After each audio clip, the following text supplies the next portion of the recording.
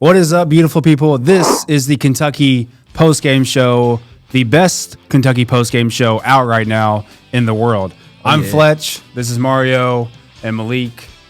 We appreciate y'all joining us. Please like and subscribe. Yeah, that like and subscribe button. Yeah, comment on it too. Comment on it too. And if you don't like it, you can take your like back after the show.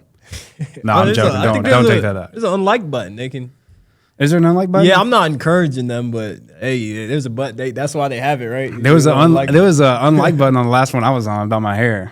Did y'all see that comment? Yeah, some fans wasn't a fan of it. He wasn't a fan of it, man. He wasn't a fan of it. He calls you Rob Dillingham or Mario Dillingham. Mario Dillingham, right? Mario Dillingham. No, last episode y'all had Cameron Mills on. I was out. I missed that one. Yeah, but that one was pretty. That one looked pretty legit. Yeah, man. Yeah, I didn't get a chance to go back and watch that one. For sure. That was a good one, man. I enjoyed having a guy who was a champ, officially a champ, sit in the chair where you're at, Malik, and give his insights. Yeah, but oh well, you can't say that like we didn't have Tony Beckham here. We did. We did. Champ. We had a lot of. We've had some legit. We've had some cool people on. Only getting better though. Only getting better. We got some stuff in the bag that we're gonna let loose soon. So let loose. Excited. Let loose. So Kentucky played Arkansas in Fayetteville. They got the win, 63-57 on Saturday night. Before we get into anything, we want to show this John Calipari post game clip, and let's just see what he said. Okay. Reed and I told him, you come up to me in the game and you say, stick with me, coach. Just stick with me. Because South Carolina, he had the deer in the headlight look, and I didn't go back to him. If he'd have come up to me and just stick with me, I'll be fine. I probably would have played him and let him try, because we were searching for everything. But this was one, again, we were able to grind it with them and figure out. We did stuff we haven't done all year. And I got a really smart team that we can do it to try to, most teams are scouting to the point of it's ridiculous. So you almost have to put wrinkles in and tweak stuff. So after watching that, there's a couple of deep things there. What do you all think about Calipari's thoughts?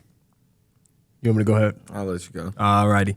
A lot to really talk about. I got to go with I think I talked about it last post-game episode, Malik. I said I wanted to see Reed Shepard get some more shots. I want to tweak that notion. I want to say that, I want to see him get more shots. I think the main thing with him is the aggressiveness. I want to see him be aggressive. Now, as you guys know, being aggressive doesn't always mean just putting up shots. Just being aggressive means you're trying to make plays. And I think when Reed does that well, he does that a lot. When he's always aggressive, good things happen for Kentucky. Good things happen. He had 14 points tonight. Got a breakout steal, breakout layup. I think it was a dunk. It was actually a dunk. Got a breakout dunk. I don't know if you guys got a chance to see the pictures that came out. It was identical to his dad's dunk in Arkansas. So I like what I'm seeing from Reed. I like when he's aggressive. Good things happen for Kentucky, and he's one of the best freshmen in the country, top 10 freshmen at least. You got to be aggressive. You got to be able to make something happen in the game, even if you're not putting up shots. Just be aggressive. Try to make plays, and good things happen for him. Honestly, I love the statement by Coach Cal. That's he's kind of more so teaching Reed to be a leader. He's talking about leadership in so many words. Just about him saying he had the deer in the headlights look. He was worried. Then he didn't feared about going back to him. And he said, tonight, he let him know, hey, man, come to me. Let me know, hey, coach, don't stick with me. The shot maybe not be falling now or whatever it may be, but, hey, you can rely on me. And that's something that it's not necessarily about this game particularly. He's talking about, hey, this is for even future to come. SEC tournament, NCAA tournament. Let me know when those games, it's going to be some big-time games. And I may question, hey, is the light too big? And and I can trust that you come to me and say, hey, I got it. Stick with me. And I love that statement by Coach Cal, just teaching his guys, about leadership. How much did not having Dillingham hurt the Cats in this one? He was, quote, unquote, sick, not feeling well, so he was out. But how much did that affect this game? I was a little sad, man, not to see him, I know they said he was in a shoot-around or something like that, and then, they told him he wasn't playing. Obviously, he wasn't feeling well. I hope he feels better. But yeah, I was a little sad not seeing Dillingham. He's always that guy that I look forward to watching whenever Kentucky's playing, regardless of who they're matched up against. But Yeah, that's your boy. I'm a big fan of him, man. He's been twin. Yeah. twin. Y'all I don't know about twin, man. Mario and Rob Dillingham. But yeah, I'm a big fan of him and what he's doing on the court. But yeah, him being out, I think that provides opportunity for other guys to step up. You got Reed Shepard. You saw what he did today. You know, the ball's going to be in his hands more now that Dillingham's out. And Wagner and Justin Edwards, a guy that I was expecting to see him kind of step up a little bit more, but we were obviously not getting that production from him. But yeah, I'm glad to see, kind of sad to see Dillingham out, but it provides opportunities for other players to step up. I think, we want to see these guys at 100% full strength. It just seemed that the way the timely the season has been, one guy comes back, we get one guy out. We just can't seem to have them all at the same time.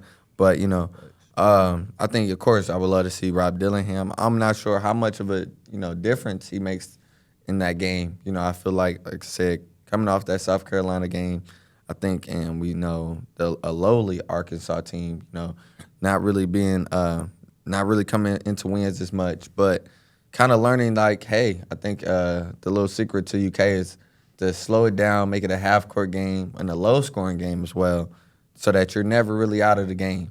You keep it low scoring, you're never really out of it. And, if you're making it half court and you're slowing them down, making them have to set up their offense, play all the way through, there's something that, I think Kentucky's going to have to work on through the season, figure out ways to get through this.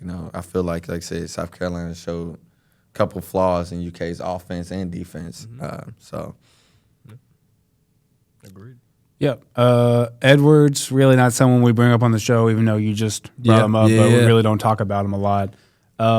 What's going on with Justin Edwards? I don't know if I don't know, man. I wish I could tell you if I could. I really don't know. I would say it seems like it's confidence. Confidence has a lot to do with it. Cal's been talking about how he's been stuck in the gym, putting shots up, really dedicated to his work and his craft.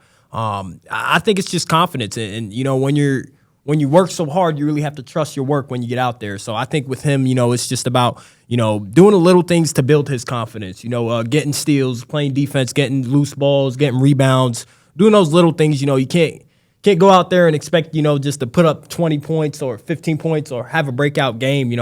I really think it's going to gradually build up for Justin Edwards. And I'm not writing him off. Man. I think he can play. I think he has opportunity to be great in the future. If it's not now, you still have next year. We saw what a lot of some of the best players who ever put on a Kentucky jersey, they have been dominant in their second season. Facts. Just looking from a future perspective.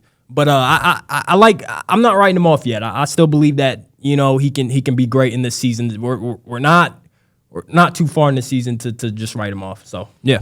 I'll say this. I'm very understanding that it seems based on evidence that forward position in terms of Cal's offense, the Kentucky offense, can be very difficult.